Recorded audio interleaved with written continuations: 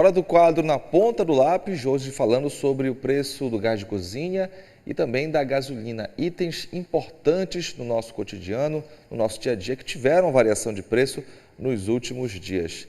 Fábio Cepeda, a gente acompanhou muito a situação da gasolina, que para muita gente é difícil entender, porque de um lado houve um anúncio de redução no preço das distribuidoras, demorou um pouquinho para alguns postos baixarem, mas baixou, e logo em seguida teve uma outra situação em relação ao ICMS que já provocou um aumento.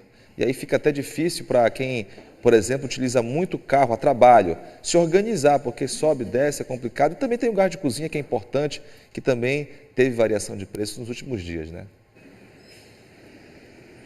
Pois é, a gente fica até com esse pensamento de que a felicidade do brasileiro dura pouco, né? Porque a gente comemorou muito a redução da gasolina, a gente viu uma demora realmente para essa redução aparecer nos postos, teve até fiscalização do Procon para garantir essa redução, e aí logo depois entrou o mês de junho, um aumento motivado por um motivo diferente que a gente vai explicar agora. A gente vai tentar orientar você que está em casa nos acompanhando sobre o passo a passo para fazer essa economia, mas também explicar para você por que a gasolina aumentou mais uma vez, o que está acontecendo também com o gás de cozinha, teve essa redução, como é que está esse panorama aqui no estado do Pará, e que vai ajudar a gente nesse quadro Na Ponta do Lápis de hoje. Está aqui ao meu lado, nossa convidada de hoje, que é Sandy Sena, educadora financeira e também conselheira do CRC, que é o Conselho Regional de Contabilidade. Sandy, bom dia, obrigada pela sua participação aqui com a gente. É até confuso para o consumidor, né, que está ali acostumado só a ir, pagar e pronto. Só pesa no bolso, sente no bolso, mas muitas vezes não entende o que está acontecendo, por que tanta variação. E a gente já vem sofrendo isso ao longo dos últimos meses e continua sofrendo ainda hoje. Então, começando a falar pela gasolina, né? A gasolina que está no nosso dia a dia, muita gente tem carro, aqui em Belém o número de carros aumentou muito, o número de motos também, então tem muito consumidor sentindo essa dificuldade. O que aconteceu? No mês passado teve a redução da gasolina, e por que agora aumentou de novo? O que motivou mais o aumento da gasolina? Bom dia mais uma vez. Bom dia, Fábio. Então, o que motivou, né? A gente teve aí a mudança da forma de tributação do ICMS estadual. Então, agora, a partir de 1º de junho, ele passou a vigorar com uma alíquota de R$ 1,22 a nível nacional, né? Então, a todo o Brasil. Então, essa alíquota ela vem, de certa forma, tentar equiparar, né, essa cobrança, até para evitar ali também, muitas das vezes, as fraudes em relação à venda do combustível. Por exemplo, em Minas Gerais, a gente tem um conhecimento aí de uma alíquota de 35%, enquanto São Paulo, 25%. Então, muitas das vezes ocorria isso. Eu estou com o meu produto em São Paulo, vou vender ele em Minas Gerais para ter ali essa diferença de tributação. Então, a ideia agora, né, justamente conforme a lei complementar 192 aí do ano passado, que começou a vigorar agora, é justamente ter essa alíquota aí a nível nacional. Então a gente vai ter aí 23 estados no Brasil, mais o Distrito Federal aí com aumento, né? E apenas 3 estados dentro do nosso Brasil que não vão ter esse aumento aí expressivo no valor. Porém, a alíquota ela é nacional, então esse aumento voltado ali para esses 3 estados é mais referente porque eles já haviam ter um valor maior ali relacionado à alíquota. E Sandy, você falou, né? Agora é um ICMS que é o mesmo para todo o território brasileiro. E aí alguns estados, poucos, 3 apenas, tiveram essa redução porque o ICMS já era maior do que esse definido, mas não foi o caso do estado do Pará. No Pará teve o aumento. Sim, no Pará a gente teve um aumento, né? Então a gente já consegue acompanhar, se você acompanhar aí na cidade, dentro dos potes, a gente já vê uma diferença aí. Eu calculo uma média de 20 centavos a 25 centavos, então a gente já consegue ver essa diferença.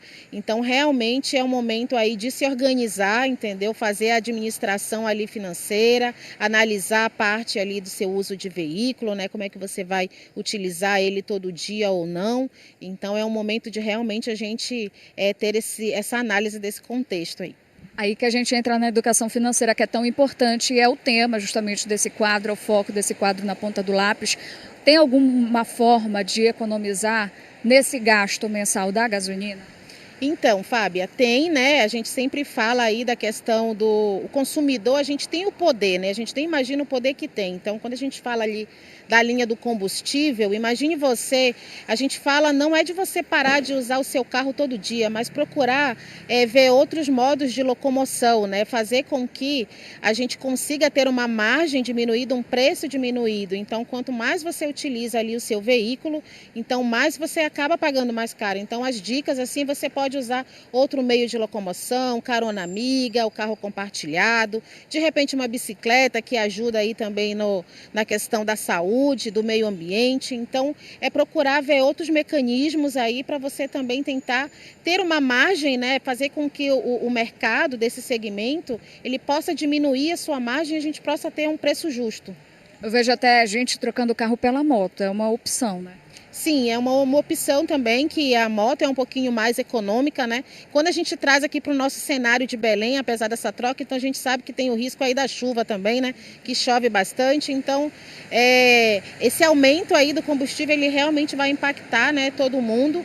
E principalmente quando a gente fala assim, quem utiliza o carro e quem não utiliza. Então, vai ser impactado só quem tem carro? Não, vai ser impactado todo mundo, porque a gente tem o frete, a gente trabalha com logística, então a gente tem aí outras linhas que a gente faz uso e esse aumento ele vai impactar também, vai chegar no consumidor final, independente dele ter o seu veículo próprio ou não. É muito importante a gente falar isso, porque as pessoas olham o preço da gasolina, não tem carro e dizem, para mim não importa, mas vai impactar sim, com certeza. Até no alimento, no delivery que a gente pede, a gasolina está ali para abastecer o carro ou a moto que vai entregar comida. Perfeito, Fábia. Então é importante a gente ter esse contexto. A gente teve esse aumento agora em junho, né? Começou na quinta-feira, então a gente já vê esse aumento aí expressivo. Em julho a gente vai ter aí também um outro aumento, né? Voltado, o ICMS ali, ele é um imposto estadual, então ele começou a ter essa alíquota única. E quando for agora em julho, a gente vai ter o retorno aí da cobrança dos impostos federais, que é PIS e COFINS. Então a gente vai ter em julho também um aumento de mais ou menos uma média de 22 centavos. Então a gente tem que estar se preparando, né? Porque o segundo semestre aí é preciso você estar organizado financeiramente, organizar essa linha aí do seu veículo, se você consegue fazer durante a semana aí uma carona, usar outros mecanismos para a gente fazer com que esses preços possam diminuir também. Só rapidamente para a gente encerrar, não deixar de falar também do gás, que é o foco aqui da entrevista. O gás também teve essa redução. O que tu está considerando aí? Qual é esse cenário que você percebe? O gás deve se manter aí estável? Bom, o gás de cozinha ele também faz parte aí, né, dessa alíquota única do ICMS, porém aqui no nosso estado do Pará a gente teve uma redução de 4,14% voltado para o valor dele. Mas por quê? Porque ele já é trabalhado num valor acima, né, relacionado anteriormente era a paridade aí de importação, então ele já tinha um valor acima. Então quando chegou essa alíquota do ICMS, a gente não conseguiu sentir ainda, né? Mas o gás de cozinha, ele se autorregula, é um mercado que se autorregula. Então, eu não posso dizer para vocês, afirmar que o valor dele vai ficar esse valor. Como é um mercado que se autorregula, ele pode aumentar, né? Então, a gente tem o valor ali das distribuidoras, mas a gente tem o valor das revendedoras. Então, elas acabam fazendo os valores dela conforme a região, conforme o bairro. Então, a gente tem ali, muitas das vezes, a diferença nesse valor do gás de cozinha.